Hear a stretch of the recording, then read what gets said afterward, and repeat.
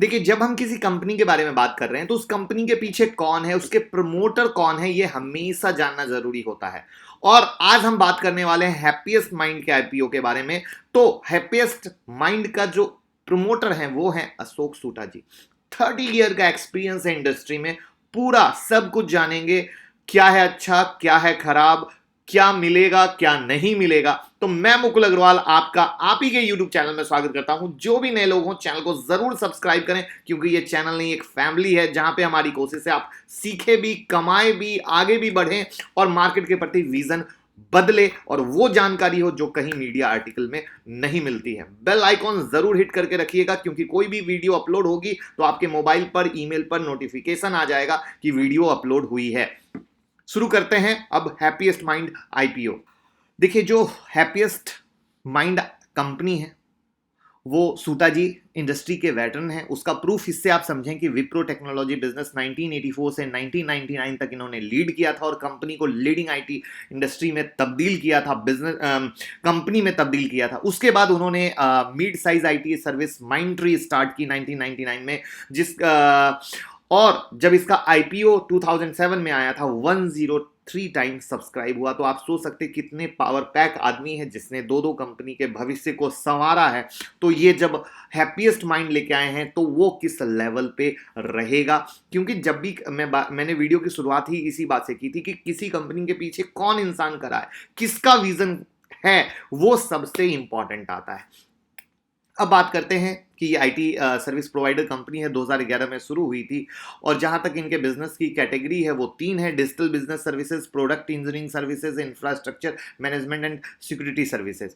आज अगर 30 जून के डेटा की आप बात करें तो स्ट्रॉन्ग कस्टमर बेस है 148 एक्टिव कस्टमर का। जहां तक इनका बिजनेस है UK, US, Canada, Singapore, Australia से आता है। और जहां तक company has some big name on partners list, उसमें Microsoft, Amazon, McAfee, IBM, PTC काफी बड़े नाम हैं। अगर बैलेंस शीट को देखने जाएंगे तो बैलेंस शीट भी बड़ी तगड़ी है, जिसमें फाइनेंशियल 2018 में रेवेन्यू 462.89 करोड़, फाइनेंशियल 2019 में 590.36 करोड़ और फाइनेंशियल 2020 में 698.21 करोड़ है, यानी रेवेन्यू बढ़ा है।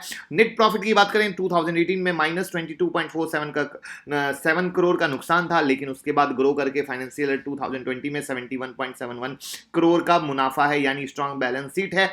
अगर सेक्टर की बात करें, सेक्टर ग्रोथ में है, क्योंकि इनकी जो पीयर, जैसे आप ये आईटी सेक्टर है, आईटी सेक्टर में जब आप इंफोसिस, टीसीएस, एचसीएल तक किसी को भी लो तो वो ग्रोइंग कर रही है, तो आप इससे जो इन्वेस्टर हैं वो सिक्योर रह सकते हैं। साथ में जो सबसे बड़ी चीज है कि 96.9% जो कंपनी का रेवेन्यू आया है वो डिजिटल सर्विस से आया है, जो किसी भी आईटी सेगमेंट की कंपनी में सबसे लीडिंग है, क्योंकि दूसरी आईटी सेक्टर की कंपनी में 35 to 40% का आता है, वहीं पे इन्होंने 97% लाया है। ये अपने आप में एक बड़ा कंपनी को दूसरी आईटी से अलग खड़ा करता है, कि जैसे कहते हैं ना कि हर कंपनी अपने आप में यूनिक है, बट इनका यूनिक क्या है, तो इनका यूनिक है डिजिटल, जिस डिजिटल से ये 97% रेवेन्यू लाते हैं।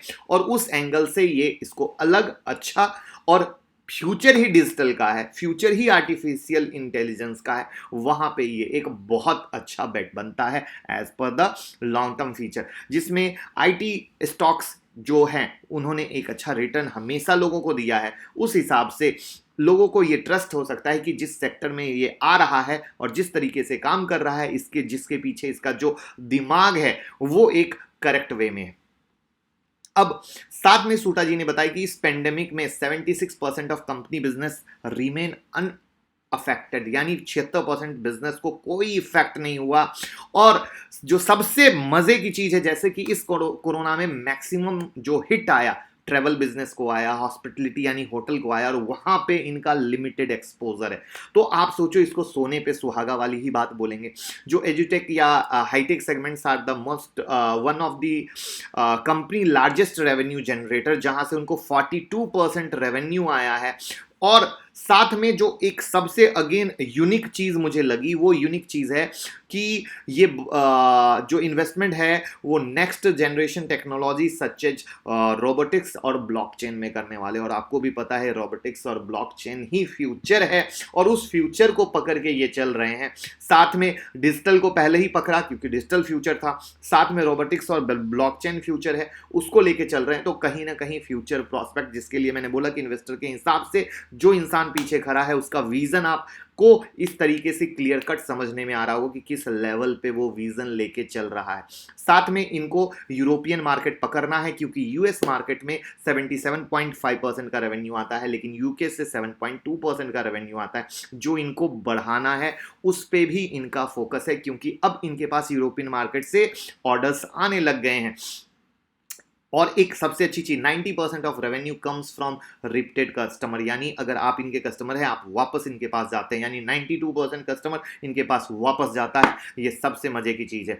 और जो फॉर्च्यून में लिस्टेड 1000 कंपनियां, उनमें से 37 कंपनियों के साथ काम कर रहे हैं, यानी आप समझ सकते हैं कितनी क्रीम कंपनियों के साथ ये काम कर रहे हैं और कितना क्रीम रिजल्ट मिल सकता है और किस तरीके से कंपनी ग्रोथ कर सकती है, जो आपने उनकी बैलेंस शीट से भी आइडिया लगा लिया। आईपीओ डिटेल बात करें, 7 सितंबर को आ रहा है, 9 सितंबर क्लोजिंग डेट है। प्राइस बैंड 165 टू 166 है। 90 शेयर का लॉट साइज है। एक शेयर में अगर आप इन्वेस्ट किए 14,940 रुपीज लगेगा। आईपीओ कोटा की बात करें, क्यूआईबी 75%, एचएनआई 15%, रिटेल 10% का है। तो बिड ओपन 7 सितंबर को, बिड क्लोज 9 सितंबर को, finalisation of basis of allotment जो होगा वो 14 सितंबर को, इनिशिएशन ऑफ रिफंड अगर आपको नहीं मिलता है तो 15 सितंबर को शेयर आपके डीमेट में आएंगे। 15 सितंबर को लिस्टिंग डेट जो एक्सपेक्टेड है वो 17 सितंबर की है। आप एक लॉट मिनिमम मैक्सिमम 13 लॉट में अप्लाई कर सकते हैं। अब बात आता है निगेटिव क्या है। निगेटिव जानना भी हमेशा इंपॉर्टेंट होता है, खाली पॉजिटिव देखने से कभी स्टॉक मार्केट में काम नहीं चलता है। तो देखिए, डिजिटल सर्विस अब ऑफर करने का प्लान इन्फोसिस, विप्रो, टीसीएस और टेक महिंद्रा जैसी कंपनी भी कर रही हैं, और वो भी अपने बिजनेस को डाइवर्सिफाइड करना चाह रही हैं। और अगर वो डाइवर्सिफाइड करके मैदान में उतरती हैं तो वहां पे हैप्पीएस्ट माइंड के लिए टफ कॉम्पिटिटर आएंगे, क्योंकि इनका नाम बढ़ा, इनके पास क्लाइंट बढ़े, इनके पास चीजें बढ़ी, इनके पास इंफ्रास्ट्रक्चर बढ़ा। उस कंडीशन में इनके पास तगड़ा कंपटीशन मिलेगा। ये सबसे बड़ी बात है। उसके बाद आईटी सेक्टर में गला काट प्रतियोगिता है, और उस गला काट प्रतियोगिता में हमेशा चैलेंज रहेगा कि ये किस तरीके से काम करते हैं। और नेक्स्ट, जैसा कि आपको पता चल चुका ही होगा कि 3/4 रेवेन्यू इनका कहां से आ रहा है, यूएस मार्केट से। यानी जस्ट लाइक इन पीएस, यानी जो दूसरी कंपनियां उनकी भी कहानी सेम, इनकी भी कहानी सेम। और वहां पे इफेक्ट कहां पे लेगा, करेंसी रिस्क। करेंसी यानी डॉलर और रुपीज का रिलेशन, वहां पे आपको पता है आईटी सेक्टर हमेशा हिट लेता है।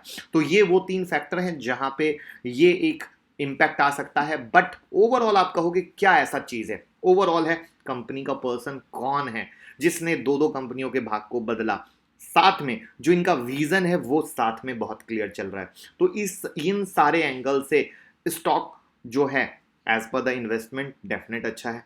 साथ में लिस्टिंग गेन मिलने के भी चांसेस लगते हैं। बाकी टेलीग्राम ट्विटर से जुड़े रहिए, हर एक खबर मिलेगी, निफ्टी के लेवल, बैंक निफ्टी के लेवल, स्टॉक के लेवल, सब कुछ हम देते हैं। और अगर आपने ईगल ट्रेडिंग स्ट्रेटजी नहीं ली है तो आज ही 9708094321 पे मैसेज करें, हमारी टीम से ईगल स्ट्रेटजी लें। स्मॉल और मीडियम फंड वालों के लिए रामबान दवा है, जहां पे वो इंट्राडे में पैसा कमा सकते हैं। और साथ में 10 सितंबर की ऑनलाइन क्लास जरूर ज्वाइन करें, क्योंकि सीखेंगे तो जीतेंगे, नहीं तो रोज हार रहे हैं, ये आप जानते हैं, बताने की जरूरत नहीं। जहां पे हैंड होल्डिंग सपोर्ट, रात में मिंटर बताएगा नेक्स्ट डे क्या ट्रेड करना है, यानी एक दिन पहले। आप हैं बिजनेसमैन, जॉब वाले, कैसे करेंगे, रात में आपको पता चल जाएगा। ऐसा है यूनिक हैंड होल्डिंग सपोर्ट। 9708094321 पे कॉल कीजिए। और ये यूनिक एनालिसिस कैसी लगी अगर आप बताएं तो जरूर हम आगे से इसी तरह का प्रेजेंटेशन आईपीओ में लाएंगे, क्योंकि आईपीओ की अभी लाइन लगी हुई है। तो ये प्रेजेंटेशन कैसी लगी, थम्स अप यानी लाइक का बटन और कमेंट जरूर बताइएगा, तो ऐसी ही अच्छी एनालिसिस लाते रहेंगे। और अगर लगे कि हम आपका केयर कर रहे हैं तो दूसरों के साथ शेयर करके केयर जरूर कीजिएगा। Thank you so much.